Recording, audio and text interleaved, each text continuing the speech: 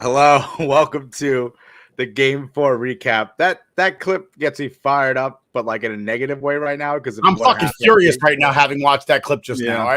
I wasn't in a bad mood. Like my uncle was here. You know, I said goodbye to my uncle. I can't be in a bad mood about that because I love my uncle. And then I just saw that clip and I heard a bunch of names of people that didn't do fucking dick in the last 4 games. All right, like Zibanejad. All right. And people that played like fucking shit today and thinking about how they played well, probably in a game that didn't fucking matter because they were probably already up by 5 fucking points back fucking 3 months ago. And they didn't do fucking dick tonight. And they didn't do dick on Saturday. And it just fucking put me in a bad mood. Now I remember why I'm here because they fucking lost. Reminder, this is a Christian podcast. So we have a guest today from Third Period Bourbon. How you doing? I wish we could meet on better circumstances. This shit fucking sucks. So obviously we're here to talk about the Rangers, but this is the first time we're all meeting you. I know we spoke before. You've been talking with TJ. So I guess tell us a little about yourself, a little about your podcast first before we get into the New York Rangers and the misery that we're all in right now. So I am a New Yorker. I'm from Orange County, New York, about 45 minutes north of the city. I am an active duty Marine. I'm stationed down in Kings Bay, Georgia, but I live in Jacksonville, Florida, about a half hour away. Hockey culture absolutely sucks down here. Yeah. Because anyway, let me get back to the positives. Well, thank you for your service. I will say that. Yeah, absolutely. Get that out of the way. I appreciate it. But yeah, so I'm a first generation Rangers fan.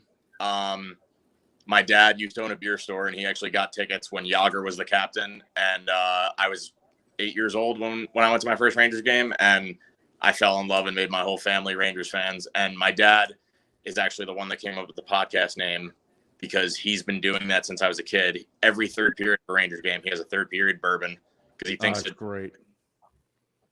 Tonight it didn't do fucking anything, but I figured it would be a good name. But you know, absolutely. It's really good, guys, and it just feels absolutely amazing to. What do you got? What do you got? Post game scotch? That was a swing and a half, dude. Fucking drink. I think you just had like 3 or 4 fingers worth of that. That's it. Feels good to be talking to Rangers fans face to face because it's hard. They're hard to come by down here. Yeah, I know. So I can only imagine. You're living in Jacksonville right now, you said? Yeah, yes. So I spent a year in Jacksonville before we get back into the Rangers. I lived in Jacksonville for a year. I went to law school down there. So I know how it is when it comes to like hockey playoffs. Well, they were down there. It was 2012. They were going on, and I was like, this sucks. There's like no other Ranger fans around. I'm by myself.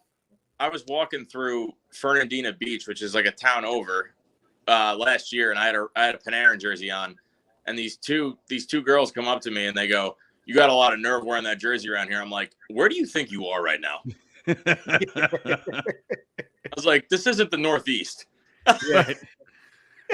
Oh my God. It's great to be here, guys. I didn't know there was a Marine base down there in Georgia. Are you on I or something? So I'm security forces up in Kings Bay, Georgia. It's your original MOS is infantry, and then you get sent there, and then you end up getting sent to an infantry unit. Unfortunately, I'm getting medically separated right now, so it's kind of sucks, but you know, It is what it is. And I'm thankful that I'm able to do a podcast. I got the time to do that now, so, and I'm probably gonna end up staying down here because it's a lot cheaper than New York. But you know, it is what it is, and I think that's how we have to take these Rangers right now, because that's all I have to say is it is what it is. Yeah, I get that. Absolutely. Well, let's jump into this game 4 loss. Get right into the misery. So 7-2, the Rangers come out flat. They get this first goal of the game, and then it's just all downhill from there. And all the good things we've been throwing at the Rangers, all the love for Fox and all the love for Miller. I mean, it just blew up in our face tonight. Everybody came out absolutely flat. There was no fire in the boys. They weren't getting to the puck first. They were not winning the battles against the boards. Again, they suffered against the winning faceoffs, especially in the offensive zone. They couldn't get the puck deep in the offensive zone, and they could barely get the puck out of our own defensive zone. I mean, it got to a point where they couldn't even catch a pass or keep a puck on their stick. I mean, we're just flailing little flipper shots towards the net just to kind of get it deep, and it's not even getting to the crease. It was just the lack of energy is kind of bewildering, because that game one energy and especially the game two energy was amazing. And the one thing that I'm actually it kind of hurts to see, and not that you want to see it, but you saw what happened with the Penguins when they got down in game two. They got chippy. Why? Because that shows a little bit of heart, a little bit of nastiness, a little bit of grit. And the Rangers don't even have that in them right now to get nasty, to just get in somebody's face and stir the pot up a little bit and try to hype up, game five. They don't even have. It's almost like they're just done. And I do not envy them in that locker room with Gallant, because I'm sure somebody's getting hit with a skate or a stick or a puck tonight. I mean, 14 goals in 2 days says a lot. It's unbelievable. Unbelievable. The way I didn't even realize that until you just said it. Oh, sorry. I'm sort of a stat nerd. But you know what? Listen, it sucks because I want to see the Rangers advance. Obviously, it's not very likely now going in there, 3-1. But if you have caught any of the West Coast games, especially the Colorado Avalanche playoff games, they are not even on the same level. If they played against the Colorado Avalanche like they did tonight, they would probably be losing about 17-0 tonight. It's just insane, the level of skating, the level of puck handling that the Avalanche have. And we own the Penguins in the regular season, and now it's just biting us in the ass. And they've given up. They've given up. And you know what? We were talking about this before. I said that you always come off like a pessimistic Ranger fan when you shit on them a little bit, but there are no positives to take from this game other than the kid line. The kid line played their asses off, and that's about it. And they're the most unlikely line to produce that, because none of them have been in the playoffs. I mean, Mika Zibanejad, the only thing he hit tonight was Kreider in the throat. Congratulations. You got me to notice that you were in the game. That right there just describes the series so far. Yeah. Top scorers can hit is our best scorer in the throat. Like, yeah, that's it's not great. It's not ideal. Unbelievable. Not ideal. The thing that really annoys me is that, number one, you got to play against Pittsburgh fans. At this point, that's what it feels like. We're not even playing against the Penguins at this point. This game felt like we were playing against the fans. Yeah, because the fact that the fans were able to get into the under our skin that much, which is I seriously believe that's what it was. That's not what lost us the game. We played like absolute. Oh my God, I don't even know what word to use for it. But you can curse. It's okay. You curse. We say fuck, shit, piss, whatever. Earmuffs, balls. Say whatever you gotta say. It's okay. But it's to give an example, Frank. You don't got to celebrate it. As Rangers fans, I honestly think that we are the most superstitious fans in all of sports. I don't know about you guys, but I literally only light my Rangers neon during the game, and I completely shut it off when the game is over. And I'm actually keeping it on because I was like, I need to change a fucking lock. Yeah, you got it. I changed my jersey 5 night. I have my Hank jersey on just to feel comfortable. I asked them the other day. I was watching the game. I turned it. I walked away for whatever reason, and they scored. And I immediately texted them like, "Shit, should I turn it off?" Yeah, and I like my girlfriend's still getting used to it because she's like her family likes sports or whatever, and they like different sports than I do. They're baseball fans, but I don't know if they're as superstitious as I am, because I was getting ready to text her because she's at work right now. If they win tonight, you are not coming home for any of the other games. You will not be here for any of the games. And don't get into baseball superstitions today, because we've put a bounty on Michael K's head. We did it actually, allegedly, Nick. I'm just saying, because he said no hitter like 16 million times today during a no hitter, and cost Nestor Cortez a no hitter. Yeah, he did. Dinksy motherfucker. Listen, dude, game one, I ran out of beer like a quarter of the way. Like I emptied my beer a quarter of the way through the first overtime, and I'm like, you know what? Everything's going good right now. I'm not cracking a beer. I don't want to jinx it.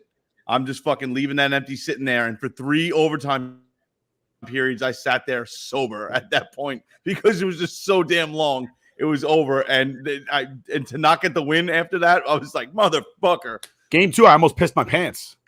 Would have been really awkward. The worst part is I got to go into work, and Buffalo fan that I work with, who number one said the Rangers season was a fluke, and I said to him, I was like, what does that even mean? Because we're in the playoffs and your team's not. How do you fluke over 82 games? I don't mean to sound uneducated there, but like that's what it comes down to. It's not a fluke. Right. I never said we were going to win the Stanley Cup.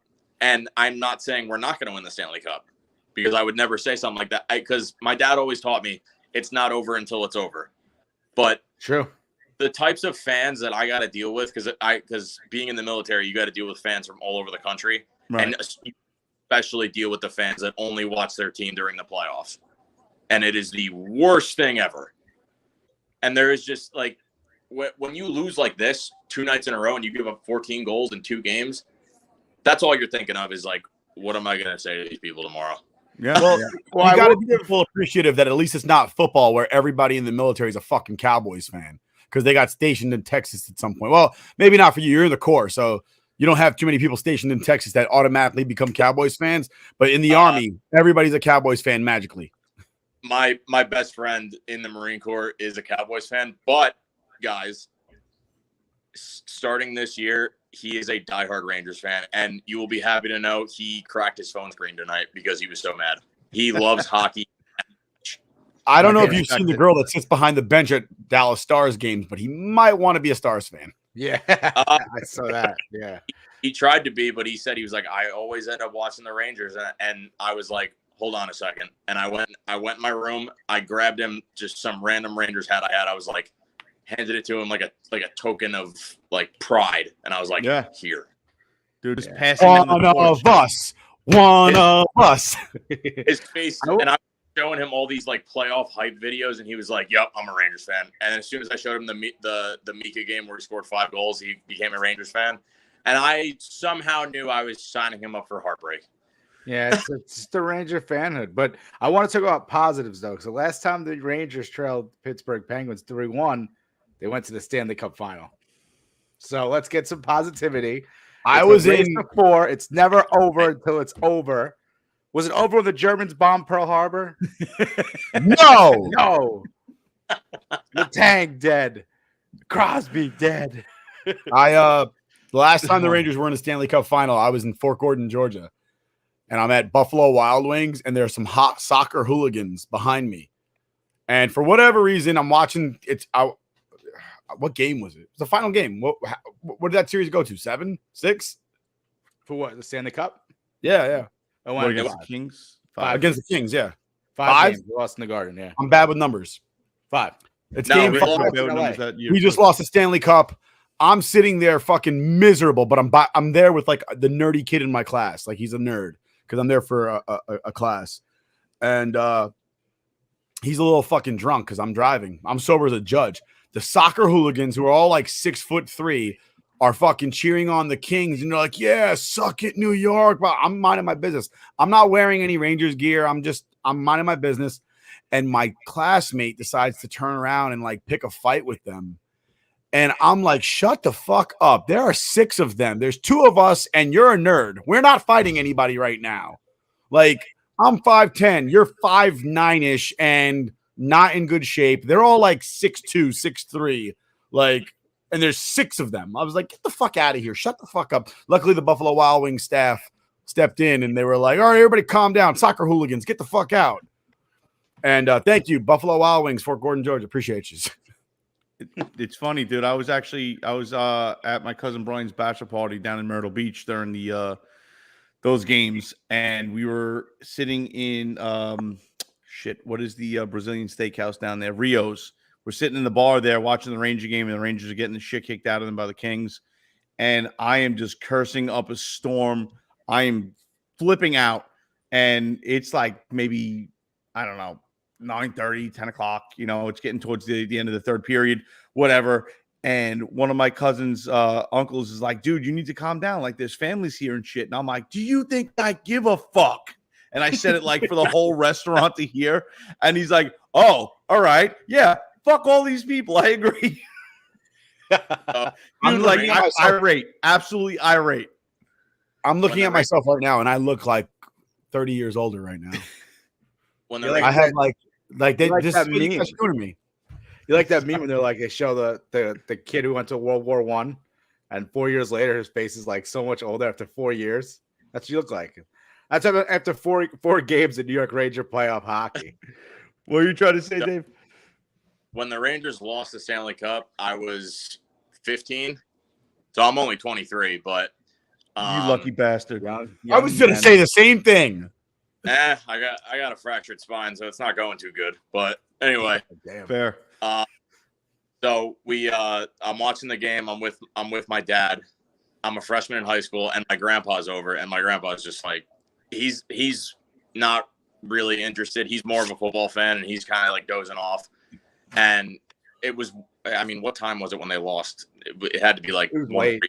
It had to be like 1:30 in the morning or something. Yeah, because it went to overtime.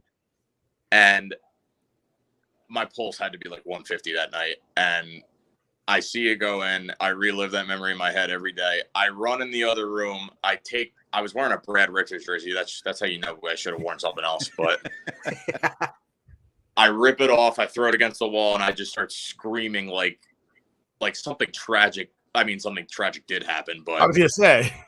Well, because I'm like, before that, I'm also like, I'm a kid and I'm a Giants fan. So I only know what it feels like for my team to win the championship.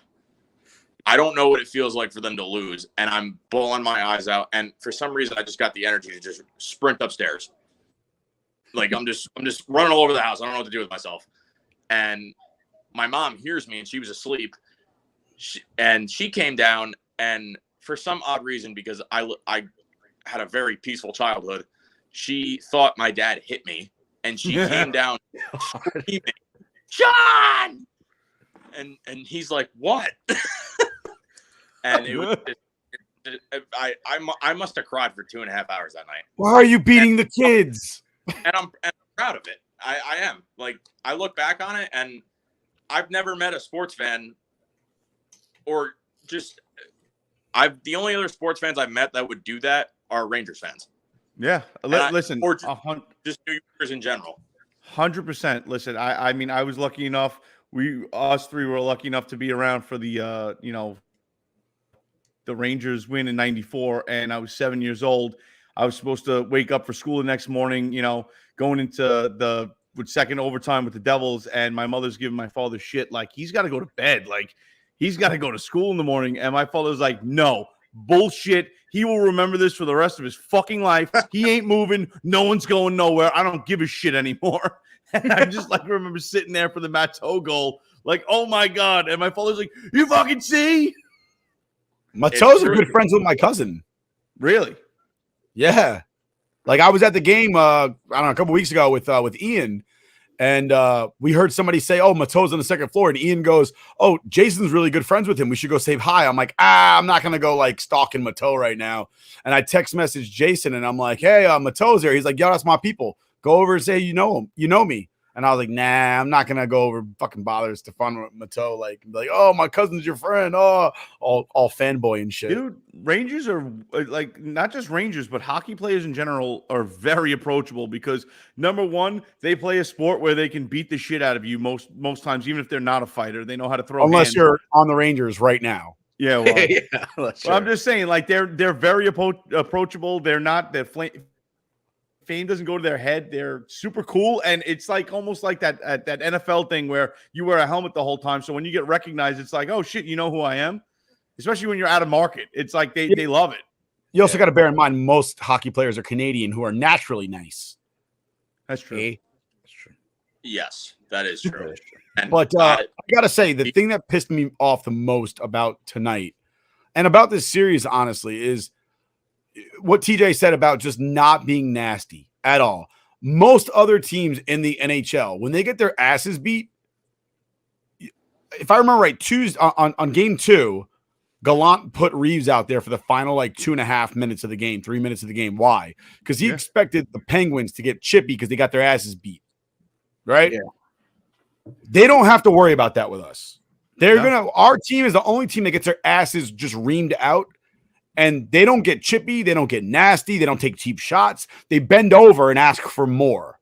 And it bothers me because if somebody would just sit there and cross-check somebody just to show me you're still alive and you care and you're frustrated, instead of pouting like little bitches, it would make such a difference to me as a fan that they would know that I'm as enraged, like they're as enraged as I am, except they can physically do something about it.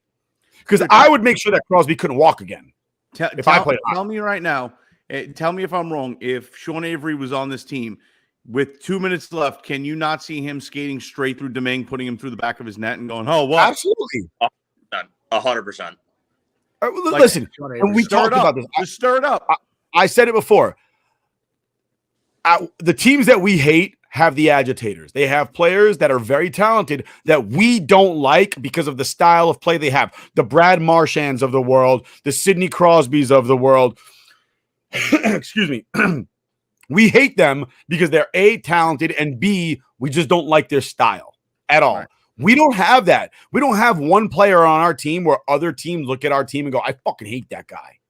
Right. Like, there's nobody. Reeves is a fighter, and that's great. But he's not overly talented like somebody like Marchand or Sidney Crosby, where he's splitting up point after point after point. And Reeves is not a goon. Reeves has respect for the game. He's not going to go pick a fight with a Marino or a little guy. You want to drop gloves with him, he'll shake your hand, he'll respect you for it.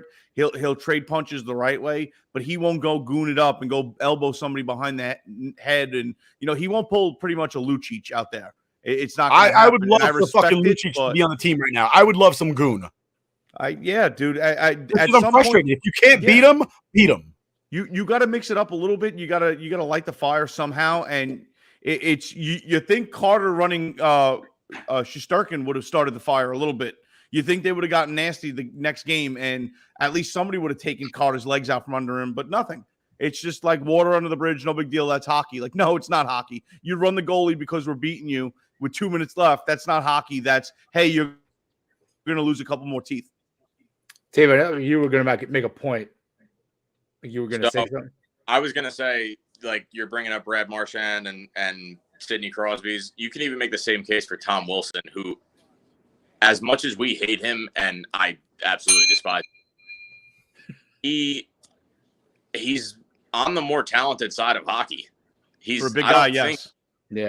I don't think like with Reeves, it's like you almost know that you have to handle the puck because he charges right into the puck every time. He's never delicate with the puck. Right. And you can almost see that it's going to be him. And I know a lot of people, they think at least people that I've watched the game with, they confuse Miller and Reeves a lot just because same number. They're built kind of the same. But someone like Tom Wilson, he can handle the puck. And how many goals did he have this year? He had quite a few, if I'm not mistaken. Definitely more than Reeves. Listen, he definitely has the offensive talent where Reeves, he might threaten the net every once in a while, but he's more of keep it along the boards, keep it moving, try to keep it down in the offensive zone, but make people pay the price when they go to get it out. Right, exactly. And I love Reeves. I just want to point out, I love Reeves. Yeah, absolutely. So do I. He does his job. He does. Essentially, he does his job, and you get exactly what you paid for with him, and that's what we needed to start this year. But, when all of our stars are lacking, Panarin game 1 was completely lost. Zibanejad's been lost this entire series.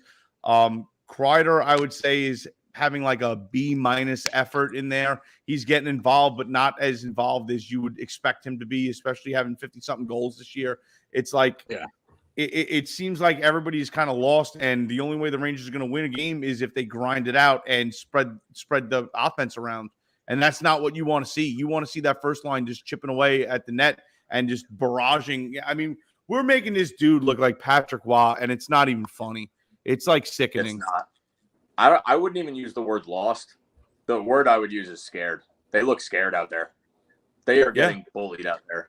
They are literally getting bullied by a team that we absolutely owned in the regular season because we have the size advantage, we have the age advantage, and yet we're letting them beat us to the puck and just not attacking anymore. And it's like, why? What happened? Like, I understand when in the first 2 games they got a little quick with the whistle and then they backed off the hitting aspect of the game. That made sense. But this game, they didn't even try. It seemed like they were just flat and dead, and there was just no energy whatsoever. I don't understand it.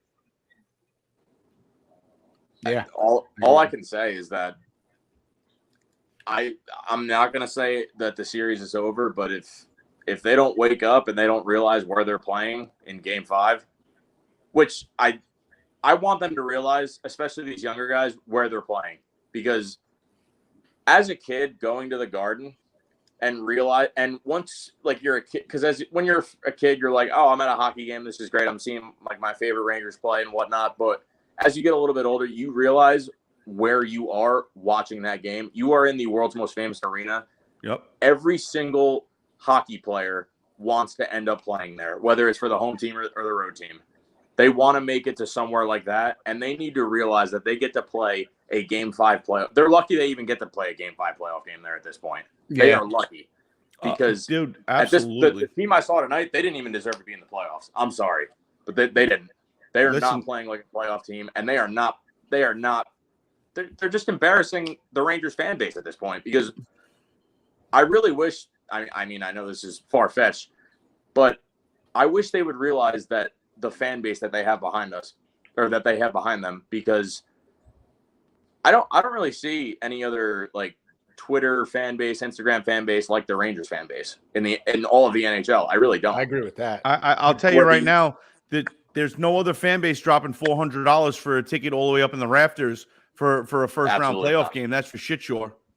No. Absolutely not. And I already said that I was going to take out a personal bank loan if they made the Stanley Cup, and I was going to try to get my leave approved, and if it wasn't approved, I was just going to go and reap the consequences. Fucking straight Ranger fan, but we are going a little wrong here. FTR, failure to report.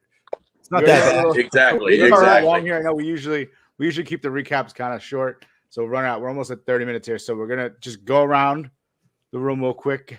Game 5 predictions or keys to the Game 5 to hopefully get a Rangers win to keep the series moving back to Pittsburgh.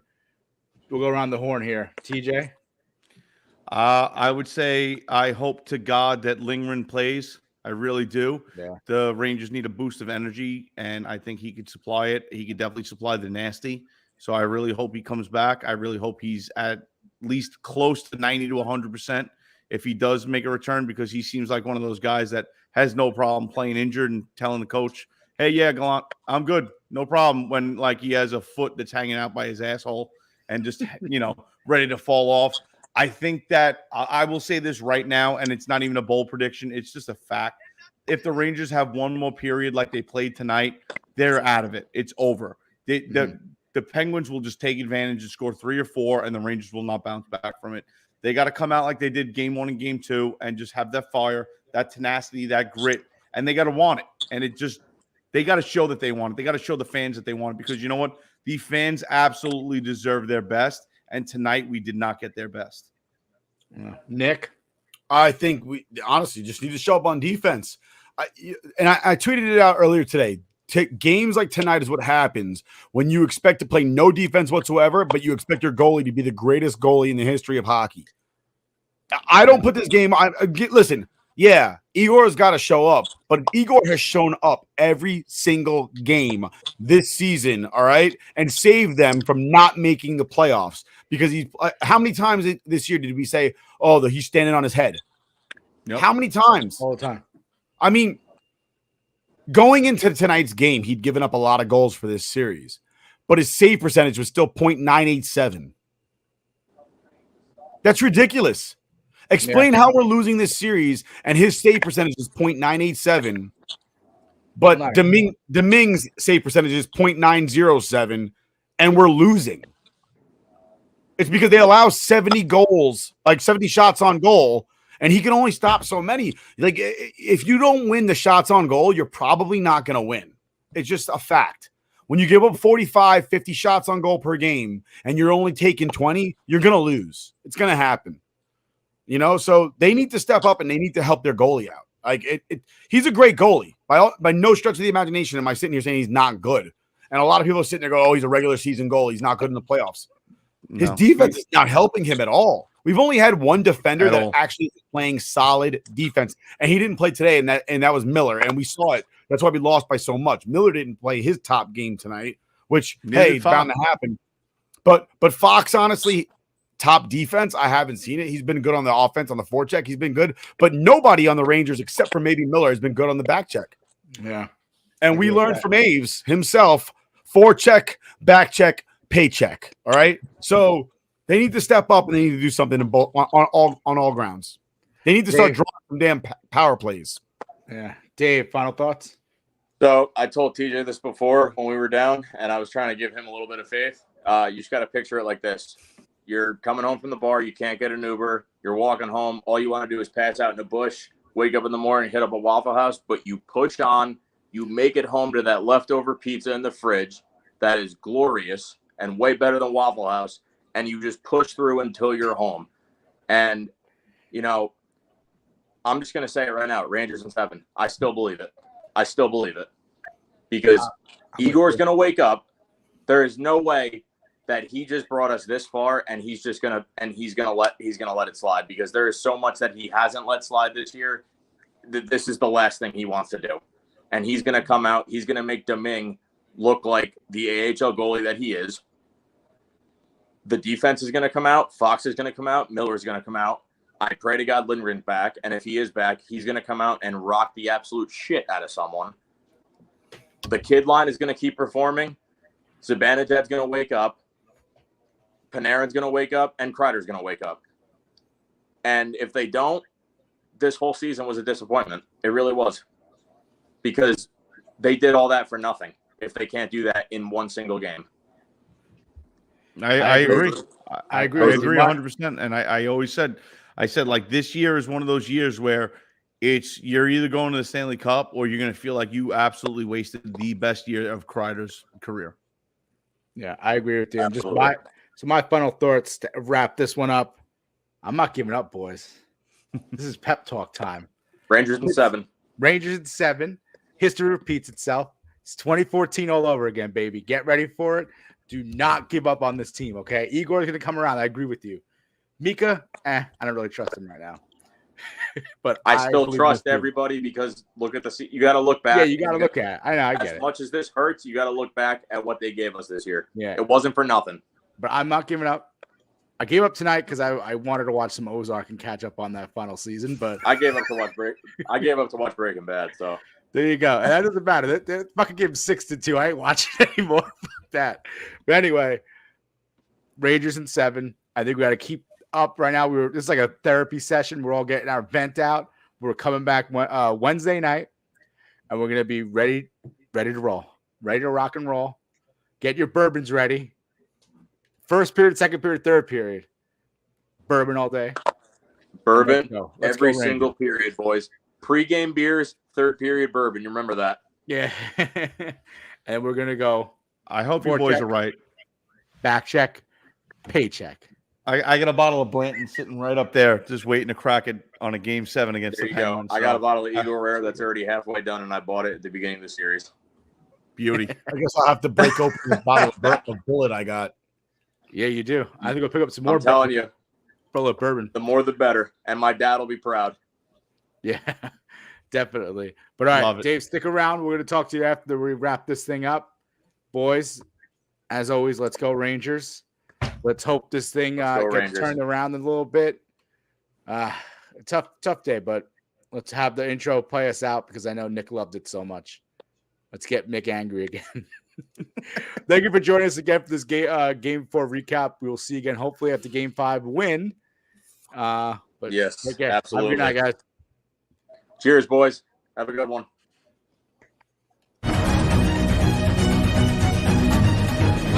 Rangers hockey at Madison Square Garden.